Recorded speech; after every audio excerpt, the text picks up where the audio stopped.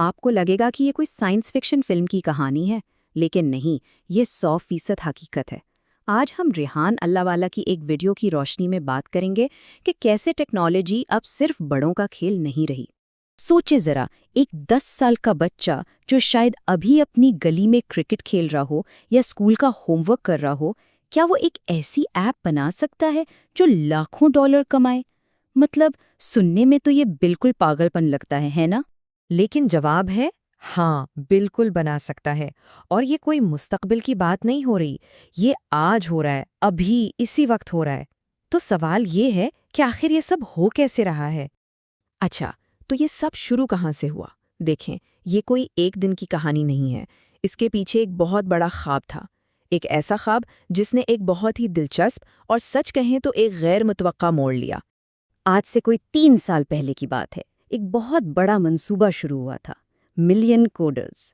मकसद क्या था कि 10 लाख लोगों को ट्रेनिंग दी जाए ताकि वो हर महीने कम से कम $1000 कमा सकें। सोचें ज़रा, ये किसी भी मुल्क की इकॉनमी बदल सकता था। लेकिन फिर बीच में आ गया एआई और चैट जीपीटी जैसे टूल्स ने तो आके सारा खेल ही पलट दिया। लेकिन कहानी यहाँ ख़त्म नहीं हुई, बल्कि इस ख्वाब ने एक नया रुख लिया, एक ज़बरदस्त पिवट। मगर सवाल ये उठता है कि बड़ों को छोड़कर सीधा बच्चों पर फोकस क्यों किया गया? वजह बहुत ही दिलचस्प है। देखें, जो बड़े लोग होते हैं ना, उन्हें कुछ नया सीखने के लिए पहले पुरानी चीज़ें भुलानी पड़ती हैं, अनलर्नड करना पड़ता है। उनका दिमाग पहले से भरा होता है।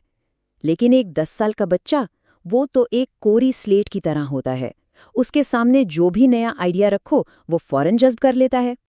तो फिर ये बच्चे ये कमाल करते कैसे हैं? चलें देखते हैं कि वो क्या तरीका है, वो कौन से स्टेप्स हैं जिनसे उन्हें इतनी मुश्किल ऐप्स बनाना सिखाई जाती हैं। ये सारा प्रोसेस जो है ना, ये rehanschool.net पर 4 किताबों में मुफ्त सिखाया जाता है। शुरुआत होती है बिल्कुल बेसिक चीज़ों से, जैसे कैलकुलेटर बनाना या छोटी-मोटी गेम्स। लेकिन असल गेम चेंजर क्या है? वो है जब बच्चे यूट्यूब और फेसबुक के क्लोन बनाते हैं। इसे ऐसे समझें जैसे कोई हॉलीवुड फिल्म का सेट हो। सामने से तो पूरा शहर नजर आ रहा होता है, लेकिन पीछे पीछे कुछ भी नहीं होता, बस एक ढांचा होता है।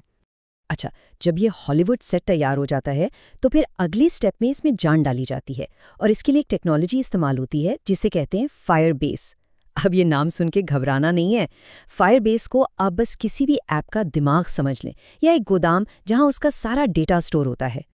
और इससे जो कॉन्फिडेंस मिलता है ना, वो कमाल का होता है। सोचें, जब एक बच्चा पेपाल जैसी बड़ी कंपनी का क्लोन बनाता है, ठीक है, उसमें असली पैसे नहीं होते, लेकिन जब वो अपनी आंखों से देखता है कि नंबर एक अकाउंट से दूसरे में ट्रांसफर हो रहे हैं, तो उसके दिमाग में एक स्विच ऑन हो जाता है। उसे लगता है कि वाह, मैं तो दुनिया में कुछ भी बना सकता हूँ। अच्छा, यहाँ तक तो बात समझ में आती है, लेकिन एक बहुत प्रैक्टिकल सवाल भी तो है। ये सब करने के लिए तो भाई बड़े महंगे हाई पावर लैपटॉप चाहिए होंगे, ठीक है ना? आमतौर पर तो यही लगता है कि इस काम के लिए कम से कम भी 1 लाख रुपए वाला कोई हैवी ड्यूटी लैपटॉप लगेगा। लेकिन यही तो असल ट्विस्ट है। आपको शायद यकीन ना आए, लेकिन ये ज़्यादातर काम सिर्फ 6 से 7 हज़ार रुपए वाले क्रोमबुक पर हो जाता है। कैसे? क्लाउड कंप्यूटिंग की वजह से। मतलब जो भी हैवी काम है, वो तो गूगल या दूसरी बड़ी कंपनियों के ताकतवर कंप्यूटर्स पर हो रहा होता है। आपका लैपटॉप तो बस एक स्क्रीन है, एक खिड़की है उस सिस्टम में झांकने के लिए। हाँ, बिल्कुल आखिरी स्टेज पर जब प्रोफेशनल टूल्स जैसे फ़िल्टर और एंड्रॉयड स्टूडियो पर काम होता है, तब थोड़ी बेहतर मशीन की ज़रूरत पड़ती है। लेकिन वो भी कोई लाखों की नहीं, सिर्फ 20 से 25 हज़ार रुपए की मशीन काफ़ी है। और इस बात का सबूत चाहिए तो msparks.com नामी ऐप है जो बाकायदा एंड्रॉयड स्टोर पर मौजूद है, उसे कोई भी डाउनलोड करके देख सकता है। अब ज़रा टेक्निकल बातों से हटकर इस पूरे मॉडल के असल मकसद पर आते हैं, जो सबसे अहम है। क्योंकि ये कहानी सिर्फ कोडिंग सिखाने की नहीं है, ये उससे बहुत आगे की चीज़ है। इन किताबों और इस पूरे प्रोसेस का असल हदफ कोडिंग सिखाना है ही नहीं।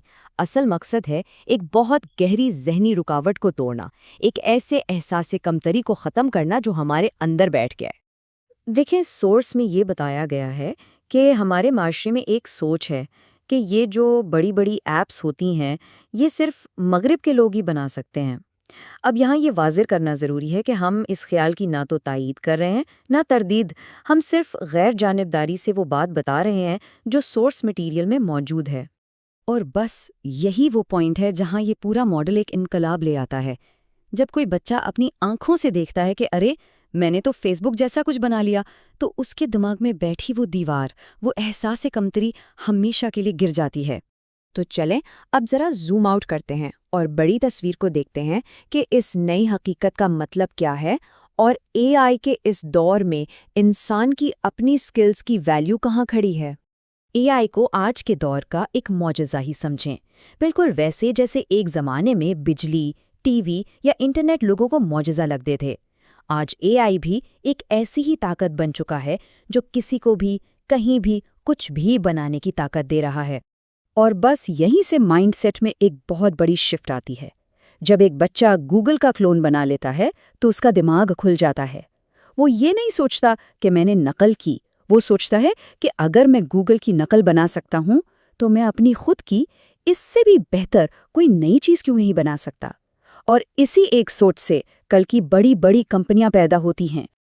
लेकिन इस पूरी बहस से एक बहुत गहरा सवाल भी पैदा होता है। सोचने वाली बात है कि अगर एआई खुद ही कोडिंग कर सकता है और एक 10 साल का बच्चा इसकी मदद से कुछ भी बना सकता है, तो फिर मुस्तकबिल में टेक्निकल स्किल्स की क्या वैल्यू रह जाएगी? क्या आने वाले वक्त में इंसान की सबसे बड़ी ताकत, उसकी सबसे बड़ी खूबी सिर्फ और सिर्फ उसके नए आइडियाज़ होंगे? ये एक ऐसा सवाल है जो ये पूरी कहानी हमारे सामने छोड़ जाती है।